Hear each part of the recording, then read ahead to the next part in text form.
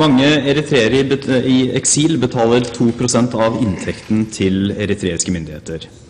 NRK Urix 24. mars 2010 viste at mange eritreere i Norge er redde for represalier fra regimet. Praksisen som beskrevet i Eritrea utstedelse av pass- og utreisetillatelse fra Landinfo 24. november 2009 innebærer utpressing av mennesker, også norske statsborgere, utført av en fremmed makt. Hvor lenge har ministeren kjent til praksisen, og hva synes han om utpressingen som utføres av en tidligere bistandsmottaker som Norge har diplomatiske forbindelser med? Justisminister Knut Storberget. Ja, spørsmålet ble opprinnelig stilt til utenriksministeren, men oversendt meg som rett adressat, da jeg også tidligere har besvart et lignende spørsmål. Jeg viser til det skriftlige spørsmålet nummer 949 fra Torbjørn Røe Isaksen, og mitt svar av 8. april, som er tilgjengelig på Stortingets nettsted. Og som jeg da skrev, så har jeg på bakgrunn av spørsmålet fra representanten Røe Isaksen gjort meg kjent med Landinfos notat av 24. november 2009, hvor det blant annet opplyses at eritreere i eksil er pålagt å betale 2% av brutto inntekt til eritreiske myndigheter. Utlendingsforvaltningens fagenhet for landinformasjon, Landinfo, er en del av utlendingsforvaltningen og administrativt underlagt Utlendingsdirektoratet. Landinfo utarbeider blant annet rapporter og temanotater, samt svarer på konkrete forespørsler om landinformasjon for ved bruk ved behandling av enkeltsaker i Utlendingsdirektoratet og Utlendingsnemnda.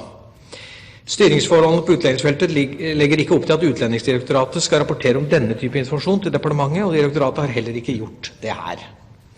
Utover informasjonen på Landinfos hjemmesider så har jeg ikke nærmere kjennskap til praksisen om skattlegging av eritreiske borgere i eksil. Det er grunn til å understreke at skattlegging av egne borgere i seg selv ikke er et kritikkverdig anliggende. Hvorvidt eritreiske myndigheter utøver ulovlig utpressing av mennesker i Norge, har ikke noe grunnlag eller foranledning for å uttale meg nærmere om utover det som framkommer av Landinfos opplysninger. Personer som eventuelt føler seg utsatt for slik ulovlig utpressing, bør etter min mening anmelde dette til politiet, slik at saken kan etterforskes på vanlig måte, men dog med alle de utfordringer som melder seg i denne type saker. Representanten Røe Isaksen. Jeg er glad for at statsråden nå og i forbindelse med forrige spørsmål, har satt seg inn i saken. Denne saken reiser jo to problemstillinger. Den ene er jo, og det er viktig å være klar over at dette her dreier seg ikke da bare om eritreiske borgere i eksil, men også, hvis man skal tro det NRK Urix har vist, også om norske statsborgere som da har fått statsborgerskap etter å ha flyktet fra regimet i Eritrea. Den ene problemstillingen som reises, det er jo den om utilbørlig press, altså at det er et fremmed regime som indirekte utøver press på norske borgere, eller også norske borgere. Den andre er jo at denne praksisen, slik den er beskrevet blant annet av Landinfo, er jo en praksis hvor for å få tilgivelse i gåsetegn fra hjemlandet og for å kunne drive normal virksomhet eller ha kontakt med familie eller ha økonomiske interesser i hjemlandet, så må man kjøpe seg fri fra tidligere bindinger til regimet. Så spørsmålet mitt er om ministeren vil undersøke denne saken nærmere og foreta seg noe? Statsråd Storberget. Når det gjelder denne type problematikk, så står vi overfor ganske store utfordringer når det gjelder norsk rettshåndhevelse. Jeg har bare lyst til å uttrykke veldig klart og tydelig, og der tror jeg spørreren og undertegnede er veldig enig, når det gjelder mye av det utilbørlige presset som påpekes, enten er for norske statsborgere, folk med dobbelt statsborgerskap eller eritreiske borgere, så kan det rammes av norsk straffelovgivning. Helt åpenbart. Vi har regler for det. Og der er det slik at, etter min mening, når folk blir utsatt for press, og særlig hvor det knyttes opp mot sosiale ytelser, eller behov for mer livskvalitet i livet sitt, enten det gjelder reise eller andre ting, ja, så har vi regler i forhold til det. Og det er derfor det er viktig å si veldig tydelig at dette må man i så fall melde fra om i den grad man blir utsatt for det. Fordi det kan få en strafferettslig konsekvens, men det kan også få konsekvens i forhold til hvordan vi som norske myndigheter håndterer de respektive saker overfor de respektive personer, uavhengig av egentlig hvor vedkommende kommer fra, eller hvilket statsborgerskap vedkommende har. Representanten Røe Isaksen til oppfølging.